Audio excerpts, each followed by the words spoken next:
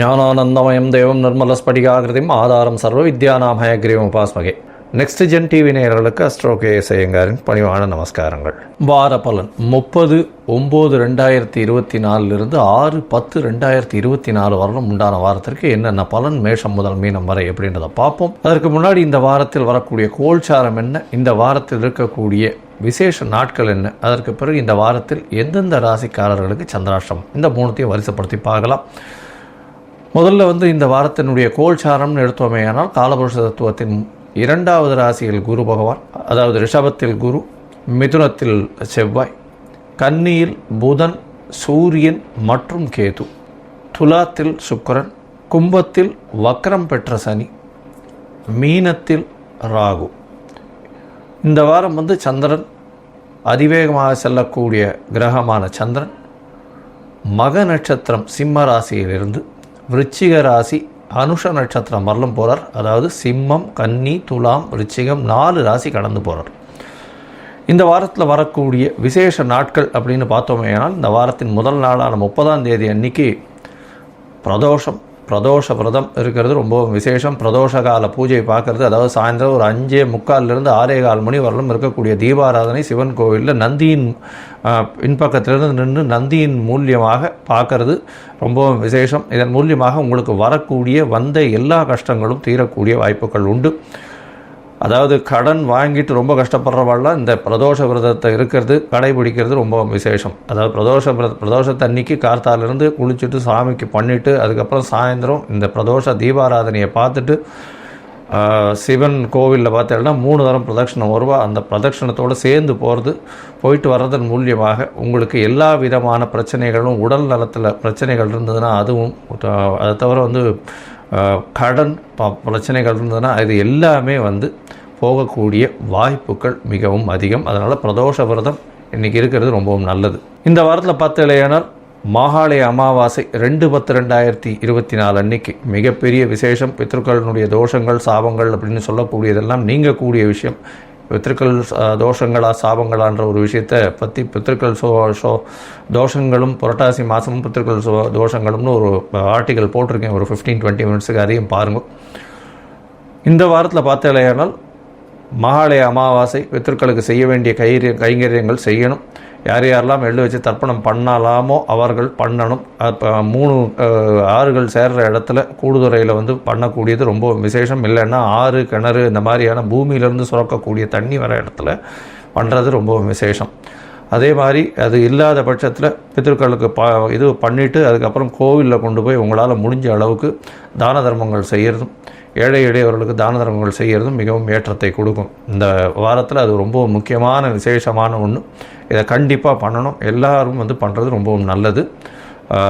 தாய் தந்தையர் இல்லாதவர்கள் கண்டிப்பாக பண்ணணும். இந்த வாரத்தில் பார்த்தீங்கன்னா நவராத்திரி ஆரம்பம், அதாவது அமாவாசைக்கு அடுத்த நாள் பிரதமையிலிருந்து 9 நாட்கள் கண்டினியூஸாக நவராத்திரின்னு சொல்லுவோம். 9 இரவுகள்.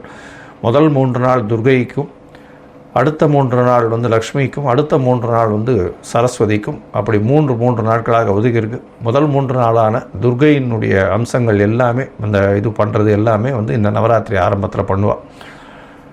இந்த வாரத்தில் பெரிய விசேஷம். இந்த நவராத்திரியும் மகாலய அமாவாசை இது வாரமே ரொம்பவும் விசேஷமான வாரமாக இருக்குது. இந்த வாரத்தில் 6ஆம் தேதி அன்னைக்கு சதுர்த்தி. இந்த சதுர்த்தி வளர்பிறை சதுர்த்தி அப்படின்றதுனால சங்கட ஹர சதுர்த்தி. எந்த ஒரு கஷ்டம் வந்தாலும் அதை வெற்றி கொள்ளக்கூடிய சதுர்த்தி. பக்கத்தில் இருக்கிற விநாயகர் கோவிலுக்கு போய்ட்டு அங்கே உங்களால் முடிஞ்சது ஒரு தேங்காயை உடைச்சிட்டு தோப்புகரணம் போட்டு வாங்கும். அதன் மூலியமாக உங்களுக்கு வரக்கூடிய எல்லா விதமான பிரச்சனைகளும் கண்டிப்பாக போகும். சரி, இந்த வாரத்தில் வரக்கூடிய சந்திராஷ்டம ராசிகள் எந்தெந்த ராசிக்கு சந்திராஷ்டமம்னு பார்ப்போம். சந்திராஷ்டமம் இந்த வாரத்தில் மகரம், கும்பம், மேஷம், மீனம், மேஷம், இங்கே 4 ராசிகளுக்கும் இருக்குது. அதாவது மகரம், கும்பம், மீனம், மேஷம் இந்த 4 ராசிகளுக்கும் இருக்குது. சந்திராஷ்டமம்னா உங்களுடைய ராசிக்கு 8ஆம் இடத்துல சந்திர பகவான் மறையக்கூடிய காலகட்டத்தை சந்திராஷ்டமம்னு சொல்கிறோம்.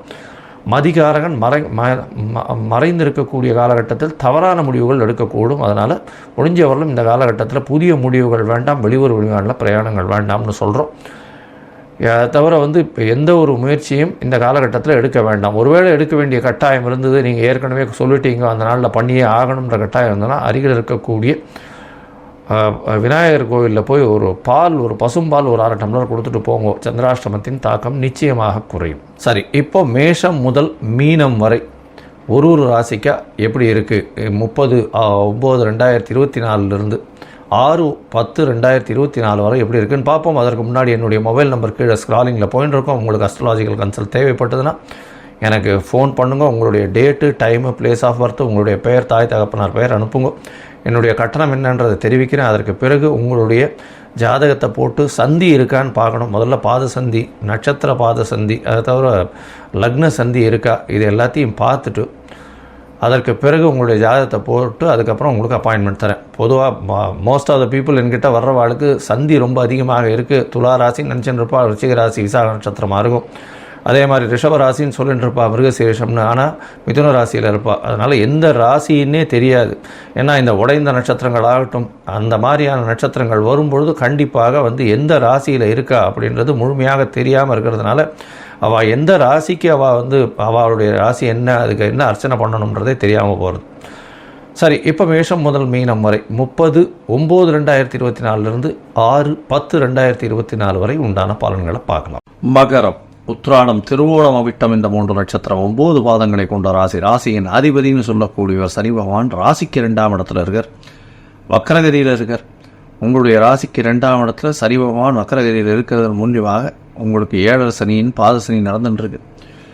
இந்த காலகட்டத்தில் பணவரவிற்கு பஞ்சம் இருக்காது. குடும்பத்தில் கணவன் மனைவிக்குள்ள கொஞ்சம் பிரச்சனைகள் இருக்கக்கூடிய காலகட்டமாக இருக்கும். ஏன்னா பேச்சில் ரொம்ப கவனமாக இருக்கிறது ரொம்ப நல்லது. உங்களுடைய ராசிக்கு 3ஆம் இடத்துல இருக்கக்கூடிய ராகு பகவான் மூலியமாக எல்லா விதமான முயற்சிகள் எல்லாவற்றிலும் வெற்றி பெறக்கூடிய வாய்ப்புகள் உண்டு. ராசிக்கு 5ஆம் இடத்தில் இருக்கக்கூடிய குரு பகவான் மூலியமாக குழந்தை பேர் ஏற்படக்கூடிய வாய்ப்புகள் உண்டு. 5ஆம் இடத்தில் குரு பகவான் இருக்கிறதுனால உங்களுக்கு ஒரு புதிய பதவி, புகழ், அந்தஸ்து, கௌரவம்லாம் வரக்கூடிய காலகட்டமாக அமையும். இந்த வாரத்தில் 6ஆம் இடத்தில் செவ்வாய் இருக்கிறதுனால உங்களுடைய 4ஆம் அதிபதி 6ஆம் இடத்தில் இருக்கிறதுனால புதிய கடன் வாங்கக்கூடிய வாய்ப்புகள் உண்டு. அதை தவிர புதிய வீடு மனை வாங்கக்கூடிய பாக்கியம் உண்டு. அதை தவிர 6ஆம் இடத்தில் இருக்கக்கூடிய செவ்வாய் எல்லா விதத்திலும் வெற்றியை தருவார். எதிரிகள் அற்ற நிலை இருக்கக்கூடிய காலகட்டமாக அமைப்பவர். உங்களுடைய ராசிக்கு பார்த்தீங்களேயானால் 9ஆம் இடத்துல 3 கிரகங்கள் இருக்குது. புதன், சூரியன் மற்றும் கேது இருக்கிறது பெரிய விசேஷம்.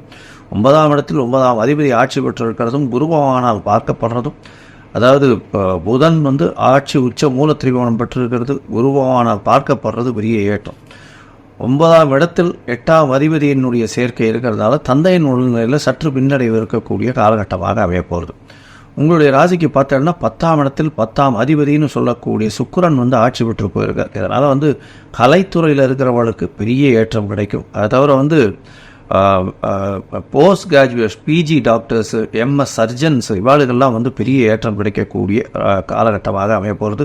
இந்த மகர ராசிக்காரர்களுக்கு பொதுவாகவே இந்த பிஜிஸ் அந்த மாதிரி போஸ்ட் கிராஜுவேட்ஸ், அதாவது எம்டி, டிஎம் அந்த மாதிரி சூப்பர் ஸ்பெஷாலிட்டி பண்ணியிருக்கிறவர்களுக்கெல்லாம், சர்ஜரி பண்ணுறவாளுக்கெல்லாம் பெரிய ஏற்றம் இருக்கும். இந்த காலகட்டத்தில் நல்ல ஒரு பெரிய பேரும் புகழும் வரக்கூடிய வாய்ப்புகள் நிச்சயமாக இருக்கும். தொழிலில் பெரிய அற்புதமான காலகட்டமாக அமையப்போகிறது.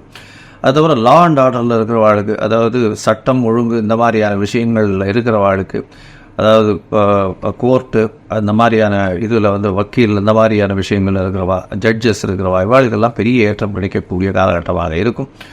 எண்ணெய் வித்துக்கள் வியாபாரம் பண்ணுறவாளுக்கு பெரிய ஏற்றம் கிடைக்கக்கூடிய வாய்ப்புகள் நிச்சயமாக உண்டு. இரும்பு சம்பந்தமான வியாபாரம் பண்ணுறவாளுக்கு பெரிய ஏற்றம் கிடைக்கும். இந்த வாரம் உங்களுடைய ராசிக்கு சப்தமாதிபதி அப்படின்னு சொல்லக்கூடிய சந்திர பகவான் அதிவேகமாக செல்லக்கூடிய கிரகம். இந்த வாரத்தில் 30/9/2024 6/10/2024 வரலும் உண்டான காலகட்டத்தில் 1ஆம் தேதி மாலை 4:30 மணி வரலும் உங்களுடைய ராசிக்கு 8ஆம் இடத்துல இருக்கார். சந்திராஷ்டம காலம்னு சொல்கிறோம். புதிய முயற்சி வேண்டாம், வெளியூர் வெளிமாநில பிரயாணம் வேண்டாம். ஒருவேளை பண்ண வேண்டியதுன்னா சந்திரனுக்கு உண்டான எளிய பரிகாரம் பண்ணிட்டு போகிறது மூலியமாக சந்திராஷ்டமத்தின் தாக்கம் குறையும்னு சொல்கிறோம். இந்த காலகட்டத்தில் யாருக்கும் ஜாமீன் கையெழுத்து போடாதீங்க, தேவையற்ற காசிப்ஸ் பண்ணாதீங்க, பொறுமையாக இருக்கிறது ரொம்பவும் நல்லது.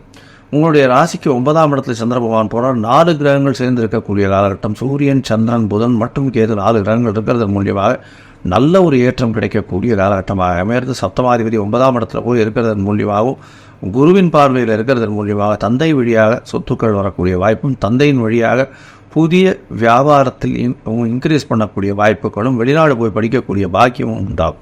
உங்களுடைய ராசிக்கு 10ஆம் இடத்துல சந்திர பகவான் வர, இது 4ஆம் தேதி, அதாவது 9ஆம் இடத்துல இருக்கக்கூடிய காலகட்டம் 1ஆம் தேதியிலிருந்து 4ஆம் தேதி காலை ஒரு 4:30 மணி வரலும் இருக்கார். அதற்கு பிறகு உங்களுடைய ராசிக்கு 10ஆம் இடத்துல சந்திர பகவான் போகிறார். 4ஆம் தேதி காலை ஒரு 4:30 மணியிலிருந்து 6ஆம் தேதி மாலை ஒரு 4:30 மணி வரலும் இருக்கக்கூடிய காலகட்டமாக அமைகிறது. இந்த காலகட்டத்தில் பார்த்தீங்கன்னா சந்திர பகவான் ராசிக்கு 10ஆம் இடத்துல இருக்கார்.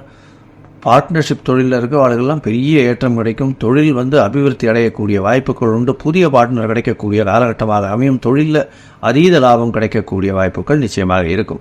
உங்களுடைய ராசிக்கு பார்த்தாலேயானால் 11ஆம் இடத்துல சந்திர பகவான் போகிறார். இது 6ஆம் தேதி மாலை 4:30 மணியிலிருந்து 9ஆம் தேதி காத்தால ஒரு 1:30 மணி வரலும் இருக்கக்கூடிய காலகட்டமாக இருக்குது. இந்த காலகட்டத்தில் பார்த்தீங்கன்னா பார்ட்னர்ஷிப் தொழிலில் அதீத லாபம் கிடைக்கக்கூடிய காலகட்டமாக இருக்கும். 2வது திருமணத்திற்கு பார்த்து கொண்டிருப்பவர்களுக்கு 2வது திருமணம் நடக்கக்கூடிய பாக்கியம் நிச்சயமாக கிடைக்கும். மொத்தத்தில் இந்த வாரம் பெரிய ஏற்றமான வாரம். பணவரவிற்கு பஞ்சம் இருக்காது. பேச்சில் மட்டும் ரொம்ப ஜாகிரதையாக இருக்கிறது நல்லது. நீங்கள் அருகில் இருக்கக்கூடிய காலபைரவரை போய் வணங்கிட்டு வாங்கும். பிரதோஷ காலம் வேறு வருது. சிவன் கோயிலுக்கு போவீங்க. காலபைரவரையும் சேர்த்து வணங்கிட்டு வர்றதன் மூலியமாக உங்களுக்கு ஒரு நல்ல ஏற்றமும் மாற்றமும் இந்த வாரம் நிச்சயம் வந்தேன். லோகா சமஸ்தா சுகினோ பவந்து. நன்றி, நமஸ்காரம்.